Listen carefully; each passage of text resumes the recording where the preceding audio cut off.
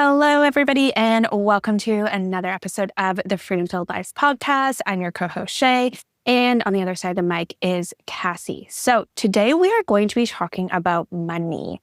I know that sometimes this can feel uncomfortable for some people or bring up things for you. Most of the time, though, when we are in our own business, we are running our business to make money, to fund our lifestyle, to invest into our business, to pay our team members. Money is a big part of a business, but we tend sometimes when we are reaching this scale stage or really any stage in business, I've seen it really common with our clients, a little bit, in the dark or afraid of looking at the numbers and not really truly stepping into that, what I like to call the CFO role, which a CEO needs to do. But today's episode is going to be focused on stepping into that CFO hat. You're not sure what to look at. You're not sure how to read the numbers. You're not sure what they're telling you. So today we want to remove some of that confusion around numbers or fear around numbers and talk about it from more of a perspective of how can these numbers tell us a story? How can we make decisions from these numbers? How can we make it more comfortable to look at our numbers? So we are going to be diving into that today. And Cass, I'd love to hand the mic over to you. Yeah. Hello, everyone.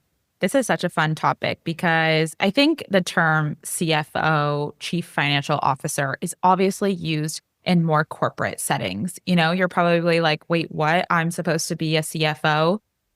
Just like a large corporation is managing their business and their business model kind of in sections and silos. We have a chief marketing officer and a CEO and a CFO and a COO for operations. Sometimes there's even sales specific people. With the size of business that you likely have, if you're making anywhere from $60K to $300K in annual revenue, you are most likely still the person that is leading the hat in all of these areas. And so that is why it's something that Shay, you and I learned the hard way. That's why we really talk about this, because I think it's something that's not talked about, being your own CFO. And we've talked about in lots of previous episodes how important it is to look at your financial data, know your numbers. And so I think really owning this role that maybe you didn't even realize was something that you should be looking at. And we'll talk about how this is different from what your bookkeeper does or your tax accountant does. But really owning this area as your CFO is going to be extremely important so that you can hit those revenue and salary goals that you have for your business. A lot of times we have clients come to us and they're like, okay, I am making X amount of money right now in my business per year, and I want to double that. I want to be hitting this.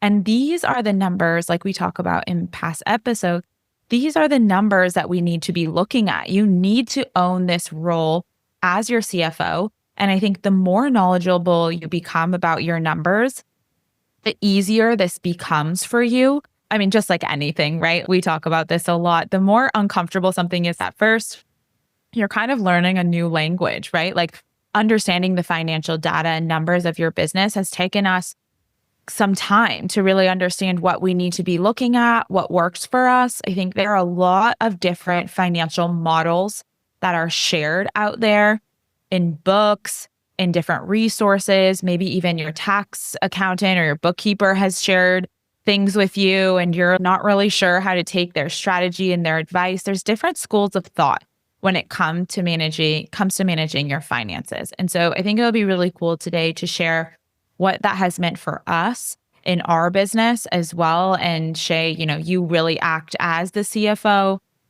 in our business. We have also in the past hired and had a sort of fractional CFO, and we can talk about some of the things that we learned from that experience and how that has kind of shaped our current perspective now, having you manage that CFO role as well. And then I think too, the dynamic for those of you that don't have a business partner, which is 100% of our clients, then really knowing how you are then taking this financial data and using it to make decisions when it comes to operations and using it to make decisions as a CEO as well. And how is this informing the vision that you have, the products that you choose to offer, and just really where you're taking your business? So I think between you and I, Shay, this has been such a big part of the growth of our business. I would say even in the last 5 years. And I'm really excited to be able to share a lot of this knowledge with you guys that are listening, because most of our clients are quite mind blown. I will just put it bluntly, like quite mind blown at the financial data that we set them up with and the metrics and the mindset that we take when it comes around being your own CFO. And that really empowers them to see their business in a new light. So let's dive into it. Like I said, Shay, you really act as the CFO, not just for our business, but kind of this fractional CFO business coach in a way for a lot of our, or I would say not even a lot, all of our Scale with Purpose mastermind clients. Why do you think that so many service-based online business owners, specifically women, avoid a lot of their numbers? And even for some of those women that are good at making money, we have lots of clients that are good at making money, but they avoid the numbers. And, even when it comes to filling out our intake form for our Scale with Purpose mastermind, there's a lot of questions that they're like, I don't really know how to answer this. I don't know this info when it comes to my financial numbers. Why do you think so many of them avoid it? Yeah, that's a great question. I think that sometimes there's a lot of money wounds. There's a lot of things that we have hangups around. It's so common. And I think it's uncomfortable because you don't maybe know what you're looking at. Or sometimes it's very common to have with money an avoidance mentality if you are afraid that the numbers are not going to tell you what you want to hear. You can very much tie that to your self-worth, something that I've personally had to work through myself. And that if you see numbers that are quote unquote negative or not what you were expecting, or you just don't even know really what the numbers are telling you, then I think it's easier if your bills are getting paid and you are landing clients and you are, covering your taxes. You feel good. You kind of have this sense of like, yeah, things are great and I don't really need to look at them, and my bookkeeper can handle that or my tax accountant can handle that at the end of the year. But I find that when we put ourselves into those scenarios and we have this sort of avoidance mentality, that it just becomes like a snowball effect. And then also, I think that sometimes, I would see this with our clients, is they just don't really know what they're supposed to be looking for. Like, what am I supposed to do with those numbers? Like, yeah, okay, I can look at them or I can, figure out how to read a profit and loss statement, but like, what do I really do with that? And I think that's where we help them shift that understanding of how do we make decisions? How do we, as many of you have heard me use this term on the podcast, what story is our numbers telling us? And really trying to come at it from a completely neutral perspective, which I say that with so much love and grace because it is something that I personally struggled with for such a long time, just really tying the success, the quote unquote number success, with my own self-worth. So I understand that also there's so many layers, I think, to why people don't look at it. But I think really what it comes down to at the end of the day is that if you as a business owner feel like I can take this amount out each month and cover my expenses, like I'm good and I don't really need to look at it. And I think underlying is these other deeper things we don't realize or maybe why we're avoiding the numbers. Yeah, that's so helpful to know. So kind of speaking, you did mention your own experience. When did you realize that being our own CFO for our business was really like non-negotiable for scaling or for hitting our goals? Like what was that point where you realized it was so important that we owned this role? And then what really shifted when you stepped into and started wearing the CFO hat? Mm-hmm. Yeah, I think that was really kind of the turning point, was possibly when we did have the fractional CFO where I was very much deferring to someone else making business decisions for us. And I have nothing against fractional CFOs. As you mentioned, I do some of that work for our clients. But what I do is I really empower our clients to, once I teach them the knowledge, to really own it. And I felt like, again, the avoidance, not wanting to look at it, feeling comfortable because, my salary was getting paid, that when we had this other person who was not in the day-to-day of our business, was not the visionary of our business, and trying to have an outsider's perspective make decisions on only the numbers, it just never seemed to align with then what you and I, and you as the CEO visionary, and what we wanted in terms of our business growth. And so then I felt like there was this disconnect. It was like, this is what we want to do, but then our numbers aren't fitting that, or I'm not understanding how our numbers could fit that, or do the numbers play a role in helping us get to this vision?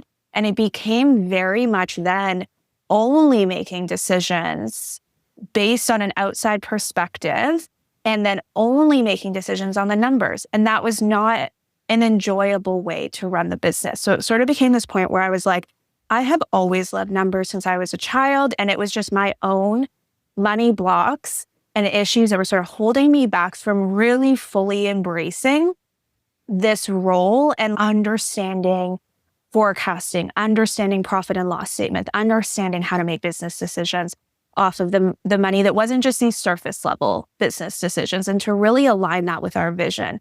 And so I had a coach at the time, more of life coach than a business coach. And that's where I was able to do some work and just sort of break through and feel more comfortable looking at the numbers every day, uncoupling that was not my self-worth, depending on what sales were being brought in.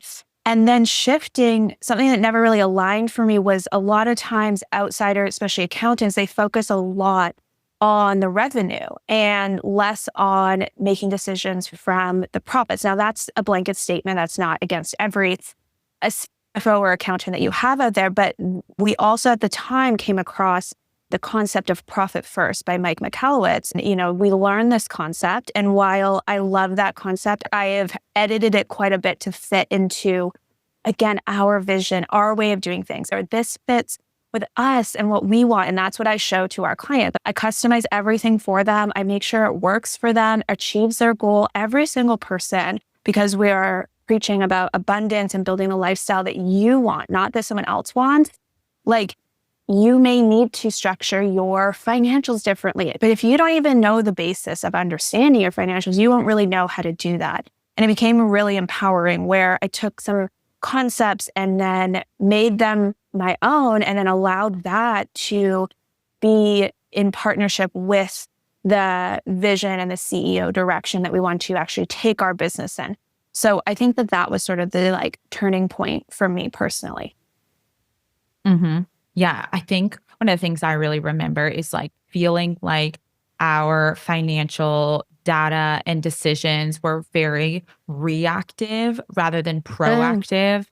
And I think some of the work that we did was forecasting, but like you mentioned, Shay, because this was more fully outsourced, very different than the financial insight that you provide to our clients and teachings and learnings when it comes to our Scale with Purpose Mastermind. Because we were really handing this over to somebody else, but they don't have the complete picture, the product ladder strategy, the sales strategy, the marketing strategy, sales conversions numbers. It really becomes disconnected, like you said. And I think it becomes really reactive rather than proactive. And it becomes having to explain to somebody why that's not really working in a certain way. And that's not really the vision, or that those numbers don't quite make sense because, you collect payments on a certain day of the month and then it's not coming here. And I think it just becomes a lot of reactive versus proactive with our finances. And I think that was one of those things, especially it was a lot after something happens, looking at the numbers after a calendar month. Let's say we're at the end of April, we're now looking at the numbers once April quote unquote closes, and then what happened in April. And then it's hard to look at things moving forward? Like, how are we projecting the rest of the quarter? And then I think sometimes there's a lot of emphasis put on annual planning, which can be really great. But then if you don't have the knowledge or you're not empowered to make adjustments as the year goes on and be able to change your forecast based off of sales strategies that are working, marketing strategies, new product ladders, new offer suites, you don't know how to customize it, like you were saying, Shay, to make it work for you. I feel like that's where really outsourcing this aspect, or for most of our clients, because none of our clients have come to us with a outsourced CFO, or they have an individual person. And I think they put too much weight on that person who is really just kind of doing more of the data and giving you the numbers than be someone in your business with you, helping you see gaps and areas of opportunity, and then coupling that with the other business strategies you have in place to then be able to forecast well or be able to make financial decisions well. And I think for some people who, and we've experienced this as well with bookkeepers or even strategists, they can show you the numbers and say, okay, well, here's a gap, or year over year data, like, oh, we're down 10% this, or you were down 10% this April from April of last year. And like you said, it's like, what do you do with that? What do you do with that data? That data might not be helpful for you. It is cool to know, but if you don't know how to then make sense of those numbers, understand why, maybe you took time off, or maybe you're working on creating, you're in creation mode, or you're training, or you're developing a new product or something like that. I just feel like it doesn't give you the full picture. And so, Shay, can you kind of talk about, I guess, our setup now, or the relationship now between the differences between, the people who are on our finance team and what they do versus the CFO hat and role that you do? Because I think it's should be anyways, quite similar for most of our clients, whether they're there now or where we're getting them towards, so that they kind of have this team and that they understand their role as well in that dynamic. Yeah, I'd say that the shift for us, or how I look at our team, so we have our bookkeepers and then we have our tax accountants, and they are very much the handling of the financial data. There's not really any input. So basically our bookkeepers, they are obviously taking in and inputting into QuickBooks or reconciling in QuickBooks and making sure that everything in there is ready for the end of the year for tax time. So our finances I think our finance team is just so much more focused on taxes, even tax strategies. Like that stuff that is not in my expertise. Like you want to have a tax strategist. So it's really more comes down to, looking at the past data versus looking at future data. So it's more about making sure everything is categorized correctly, and that when we are thinking about ways for our goals, tax strategies. And so I would default to them a lot more for that, I would say. And then keeping our books in compliance. Every business has to have an accounting system, especially as you're scaling. That is what your bookkeeper should be doing, is making sure your books are easy and clean and clear to read. But what I do is I create us customized sheets. And what I'm looking at is our forecasting information, our incoming predicted revenue, predicted or known expenses, essentially a cash flow. But I'm looking at cash flows, and I'm looking at profit and loss in a more, like in QuickBooks, it's like everything's going to be broken down. I'm looking at it in much like simpler categories kind of grouped together. And then what we're doing there is I'm looking at when are our launches, what is guaranteed under contract to come in with client revenue, where are there peaks and valleys, where do we need to be mindful of our cash flows having dips or our cash flows being in the green, as we like to call it. What does that runway look like? And then that's how you decide. That's how I help our clients with pricing. That's how we help our clients decide on new offers and when to launch them. That's how we decide how much that we can take out of the business for our salary. How much do we need to be putting aside every month for taxes, so we don't have the end of the year have tax season panic and, be having to land a client. I've seen this with many of our clients. When tax time comes, they're scrambling to land a client to pay for last year's taxes. So we set up ways where we can be saving for that. And so it's all about looking at what does the future picture look like? And then, of course, on a monthly basis, I update it. So then it is reflective of what are the new client contracts? What are the new recurring revenue? What are the new expenses? Are we increasing our salaries? Are we putting more away for investing? So you updated it with the real-time numbers, and then that should reflect upcoming numbers. So I feel like it's a much more proactive, as you had mentioned, proactive versus reactive, a much more proactive, stable approach, especially when I said before about being in the green. If you can see that based on your cash flows, which means revenue coming in, minus all of the business expenses, minus putting away money for taxes, and minus taking whatever your salary is, which we're big believers on taking the same amount every month for stability. And then, of course, you can pay yourself bonuses. At the end of that, the profits that are left over, that are left in the cash in your bank account, if you can have a runway of 3, 6, 12 months, it makes making decisions around what to do in your business so much more relaxing, gives you space to experiment with new offers potentially and not have this really high pressure. And this is where sometimes clients come in and they're like, I can't do this or I can do that. But then their numbers tell them like the complete opposite story.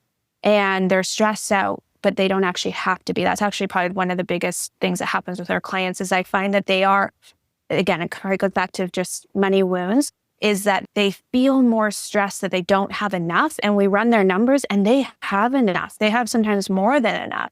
And that's great. Or sometimes the picture is, not telling us that. But then we're able to say, well, if we just landed one more client, you would be fine. If we had one more recurring client, then it's like, all I want you to do is put all your efforts into finding that one client.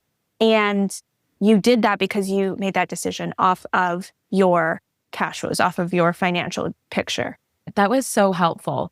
I think one of the questions I have that I think should be hopefully really helpful for anybody listening is someone might be thinking, okay, that's already a lot of hats I have to wear as a business owner, right? Like you probably are the project manager, you're the salesperson, you're your social media manager, you're your PR person, you're the executor of tasks. If you don't yet have a team, when it comes to stepping into your CFO role for our clients, how often do you recommend that they're managing their finances and looking at their money? Is this something that they need to be doing on a daily basis? Is it this big role that's going to take up all this time, especially if they're not doing it right now? Like how often? And then I know that you love systems. So from an operational standpoint, like what does this look like on an ongoing basis? And how are clients doing this consistently as well?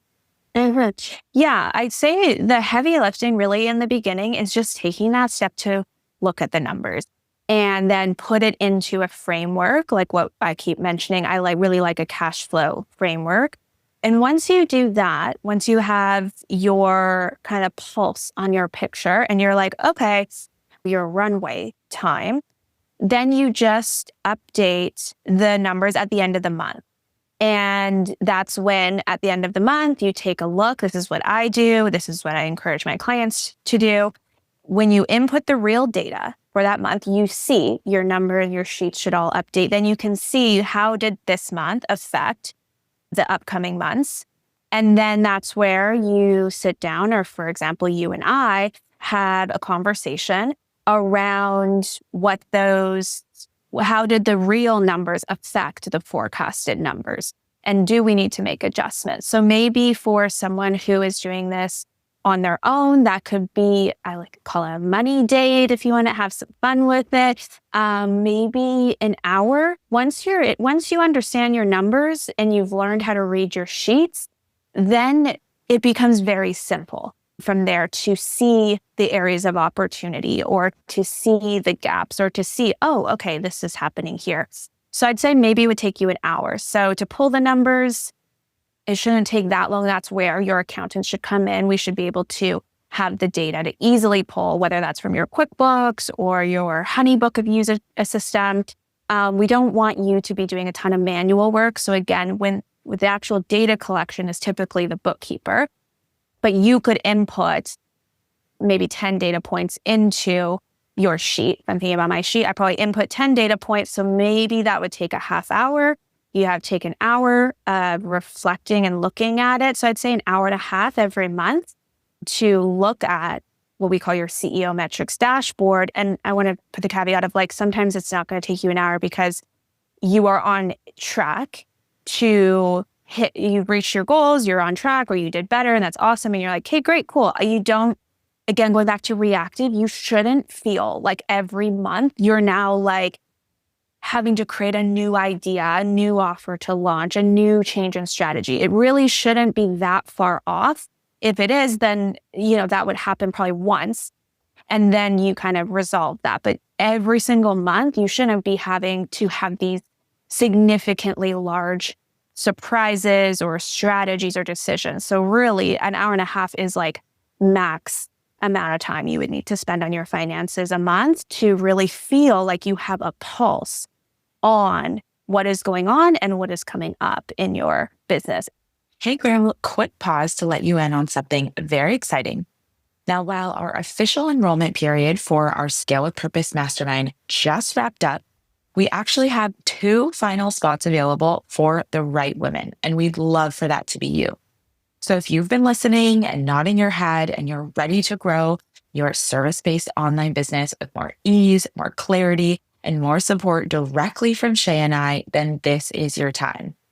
Plus, you'll also have the opportunity to join us for an in-person mastermind retreat this July, where you'll join Shay and I and the rest of the amazing women in the program for deep business coaching, connection, and high-level strategy to make the second half of 2025 your most successful season yet. Now, as a reminder, once this program is full, we won't be reopening again for enrollment until a spot opens up. So if this has been on your heart, head to bucketlistbombshells.com/mastermind or click on the link in our show notes to submit your application. Applying for our Scale with Purpose Mastermind program doesn't mean that you're committed to joining. It just gives us an opportunity to have a conversation with you about your business growth and the opportunities that you have to see if it's the right fit for you. Now, again, head to bucketlistbombshells.com/mastermind or click on the link in our show notes to apply now. All right, let's get back to our conversation. That's so helpful. You mentioned the CEO metrics dashboard that I know we use for our business and that we customize for each of our clients in our Scale with Purpose Mastermind. Can you go over what are the key financial numbers that we should be regularly looking at every month? Yeah, so you want to look at revenue coming in. So what, again, for service-based business owners, who is the majority of our clients, we're looking at, usually we're hoping you have recurring revenue on contract, or if you're someone more like a graphic designer, website designer, how far booked out are you? So basically, I like to say anything under contract. I don't know if that's a term that people use. It's a term I use. So you have them signed on contract, which means that those invoices are going to get paid. And you want to know what month are they getting paid. So just because I close a sale this month, I may not receive that revenue depending on how you receive money. So if you're on a project base, you might take 50% up front, 50% at the end. So you want to make sure that that is in your sheet aligned with the month you are receiving the revenue, not when you actually make the sale. So we want to look at that. What is revenue coming in? And then if you have recurring, that's great. If you have a membership, that's great. You can forecast that out where you have 4 members recurring, 4 clients recurring. Make sure that's all in there. The caveat here is that we are not trying in this sheet to also forecast drop-off rates or canceled contracts. This is what is currently the picture of under contract. So you can see if everything remains the same, because that's what we update on a monthly basis. If right now everything remained the same, these X amount of clients are recurring, these are the projects I have booked, that's revenue coming in under contract. So you want to look at that. Because then you want to take that number, and underneath that data, that number, you want to have what are your fixed expenses and variable expenses that go out. Typically, these are softwares, or maybe it is your bookkeeper costs, whatever your business expenses are. So you want your expenses. And then you want to look at what percentage are you putting away for taxes. This varies across the board. So I don't like doing a blanket statement, but start with 15% of your revenue, putting that away into a savings account. Start there. But again, our clients are varied across the board at what their comfort level is for saving for tax time. What's great is if you oversave, you can save that for the next tax season or give yourself a bonus, whatever you want to do there at the end of the year. So you want to think about that. How much do you want to put away for taxes? And then how much are you taking out for your salary? So basically expenses, your tax savings, and your salary need to be subtracted out of your revenue that is coming in. And then that number, revenue minus expenses, taxes, salary, will be your profits for that month and essentially your cash in bank, which then starts to roll over. That's so helpful, especially if somebody isn't doing any of this type of work yet, or like wants to now take a step beyond having a bookkeeper, Google Sheets, or QuickBooks. What I've seen as, the CEO in our business is like 3 months goes so fast, which is probably what you all have seen too in your business, but definitely getting to the place where you do have a customized CEO dashboard and you are running forecasting reports for the rest of the year. We already had, obviously, our sheet started when we started the beginning of the year, and you want to see how that's all playing an impact, because I think for a lot of what we're talking about right now as well is like most clients come to us with bigger revenue goals. And when I say revenue, I also mean income goals. Like they want more profit, right?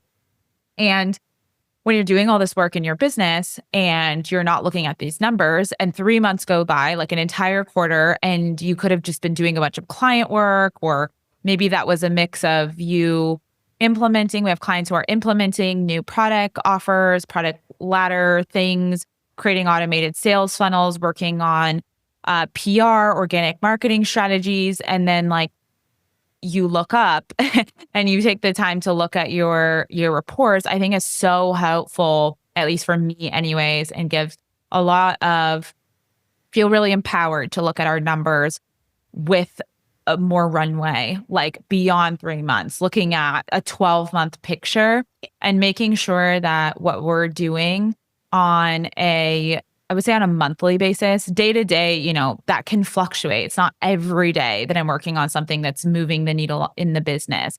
But I will say, at least on a monthly basis, I should, and for all those people that are our clients inside of Scale with Purpose, like they are doing revenue generating activities or activities that are moving them closer to the vision that they have, whether it's like what we talked about in our last episode, having more time, more capacity, more freedom, then okay, no, it's fine that we're working on hiring, for these 60 days.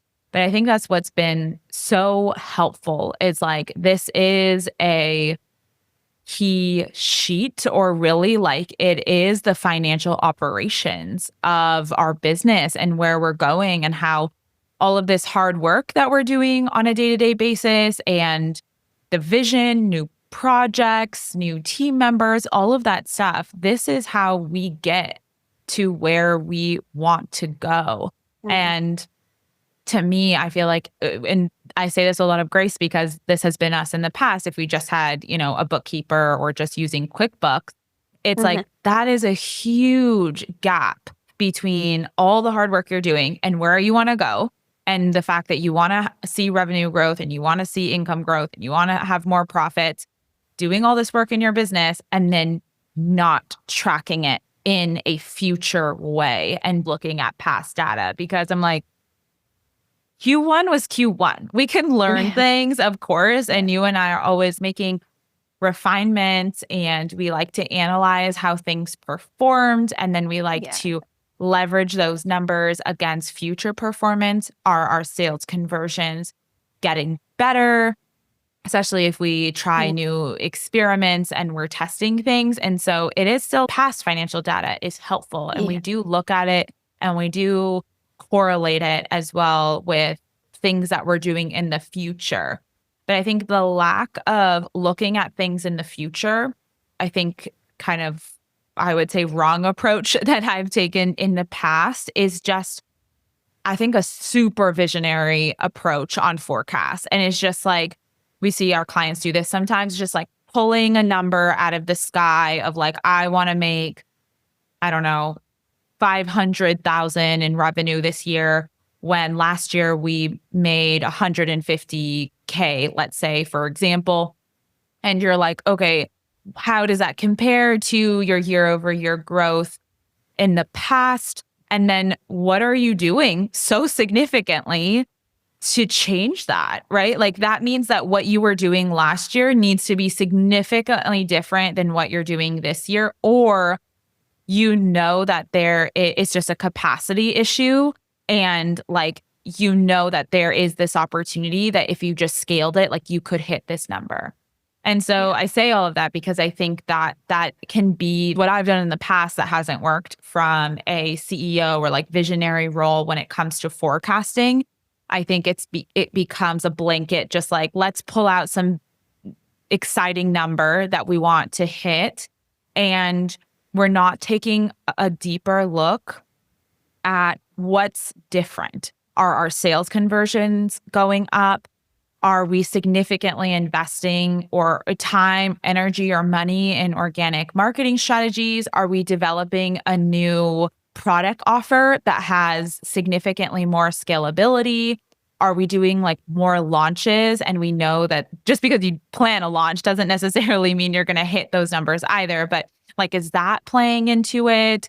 There's so many different things that we look at when we're actually talking about forecasting your numbers and knowing how the things that you're doing or plan to do, I guess, we're in 2025. So let's say for the rest of the year, like what you're planning on bringing to life in your business, what goals you have for how many clients that you want to, new clients you want to work with. That can include maybe you're launching a membership, and we want to see how these things that you're spending time doing are making an impact in I know it's forecasted because it's not guaranteed, but at least are they leading you to the goals that you want to hit? And that can come down to price point and deciding on the price for this new product or service, or for quite a few of our clients right now launching memberships. That comes down to how many members do we want to serve in this membership? What's the price point?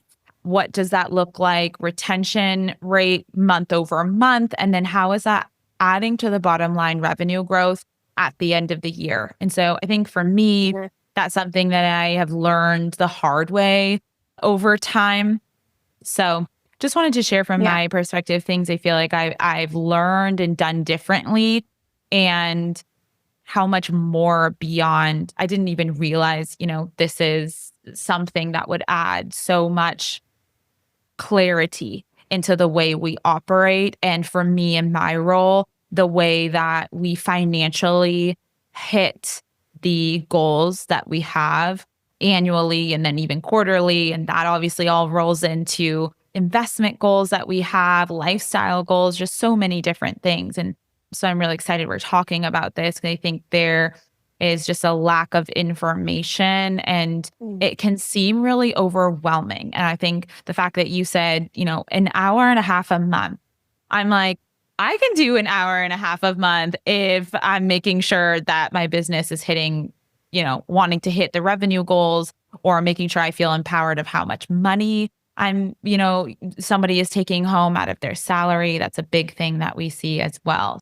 Yeah. And if I can just add to that as well, and I really would love for everybody to just really take what Cass said with such intention that I really haven't spoken to. And I just want to reiterate, that's what we do in terms of when you're looking at the forecast numbers, you're like, oh, I want that to change. I want to take home a bigger salary. I want to make more revenue. I want to hire more team members.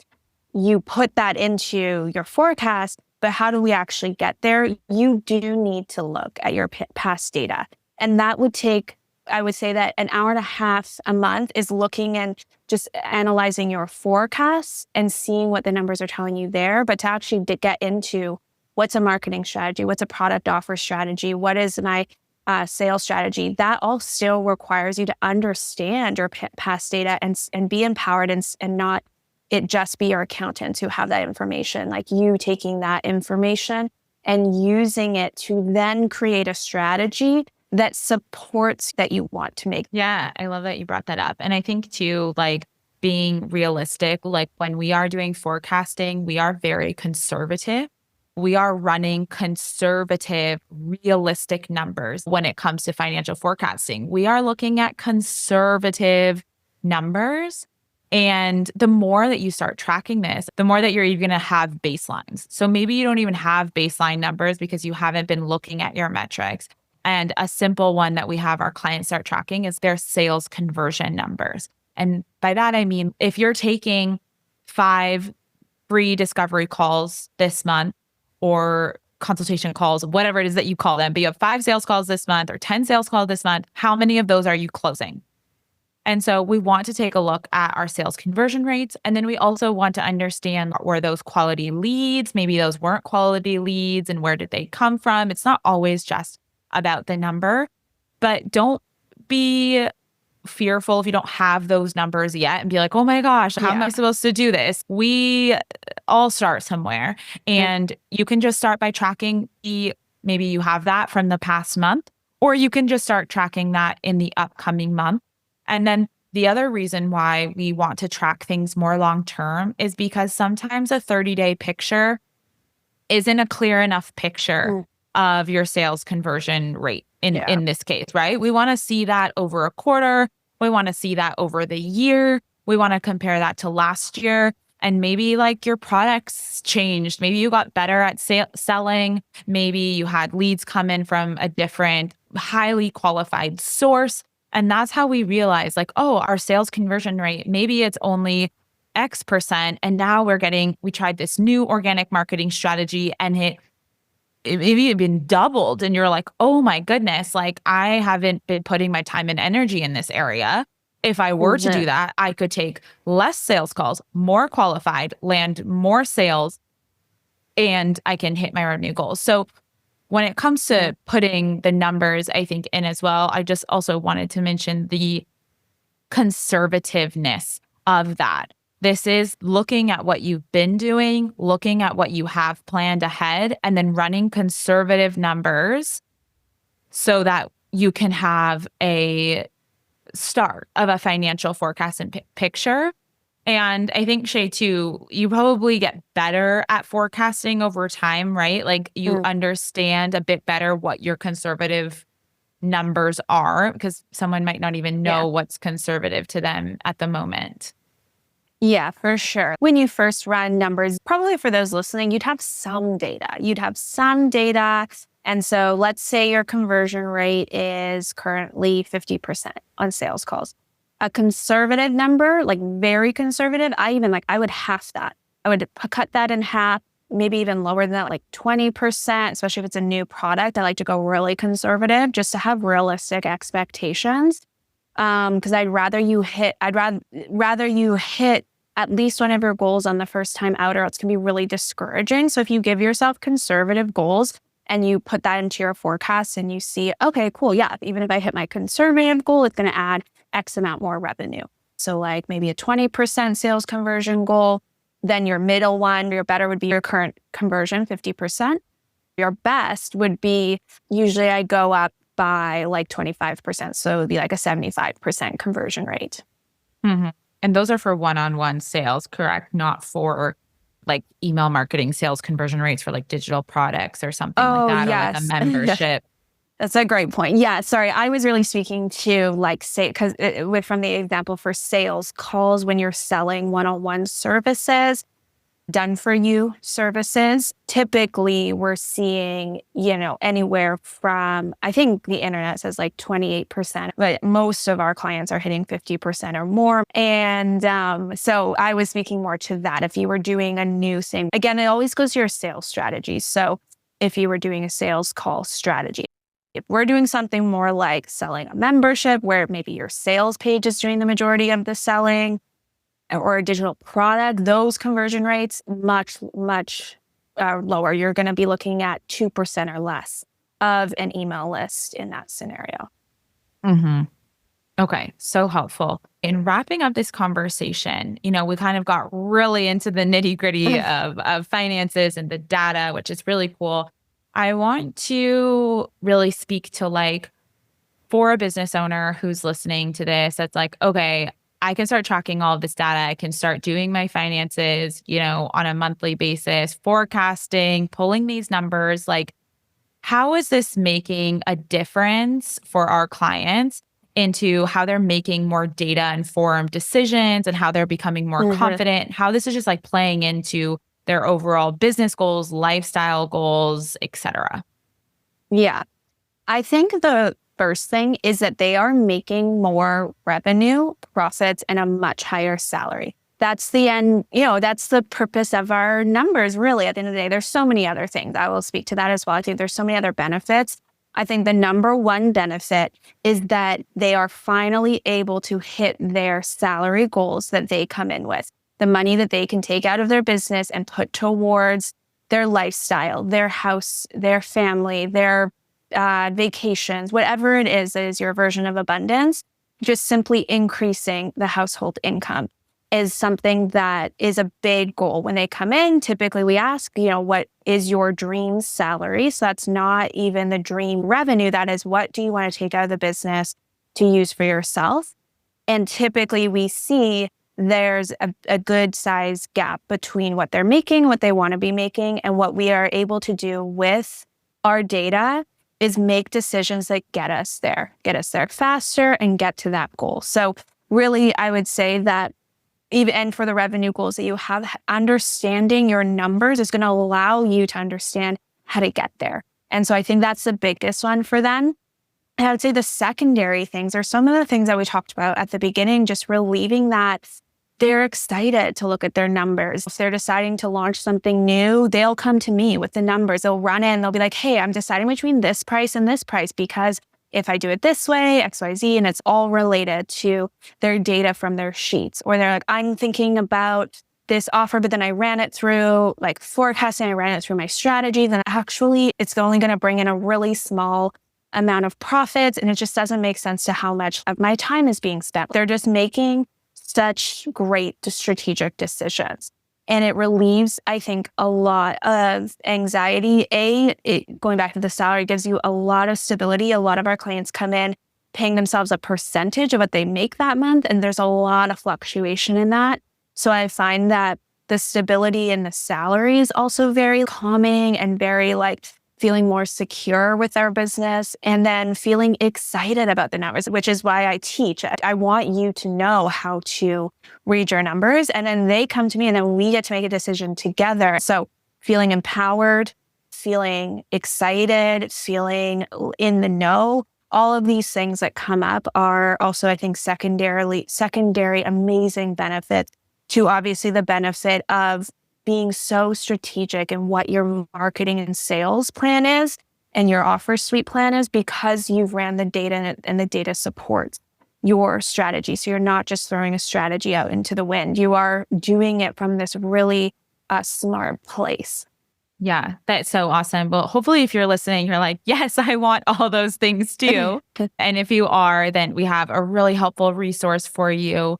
Shay has put together our CEO monthly money date guide. Like she said earlier, we like to call it a monthly money date, which is just a fun term. And basically, this is going to help guide you when you are doing your monthly finance check-in, like Shay was mentioning, what numbers you should be paying attention to, and just kind of giving you a simple checklist of what you should be reviewing and how you can start thinking like your business's CFO. And then, of course, some direction on how to actually reflect on your financial growth and make, empowered next moves towards your big goals that you have this year. So make sure you download that freebie, again, totally free resource to help complement this conversation that we had today. And you can find the link in our show notes.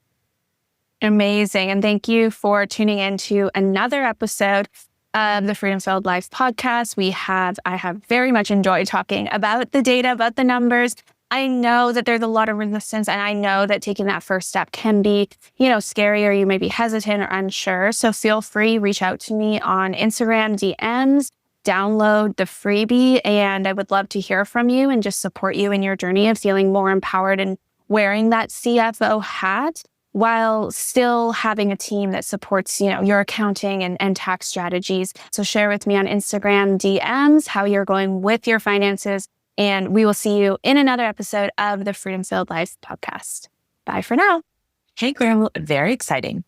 Now, while our official enrollment period for our Scale with Purpose Mastermind just wrapped up, we actually have 2 final spots available for the right women, and we'd love for that to be you.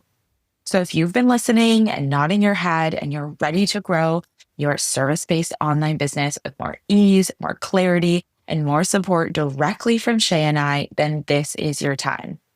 Plus, you'll also have the opportunity to join us for an in-person mastermind retreat this July, where you'll join Shay and I and the rest of the amazing women in the program for deep business coaching, connection, and high-level strategy to make the second half of 2025 your most successful season yet.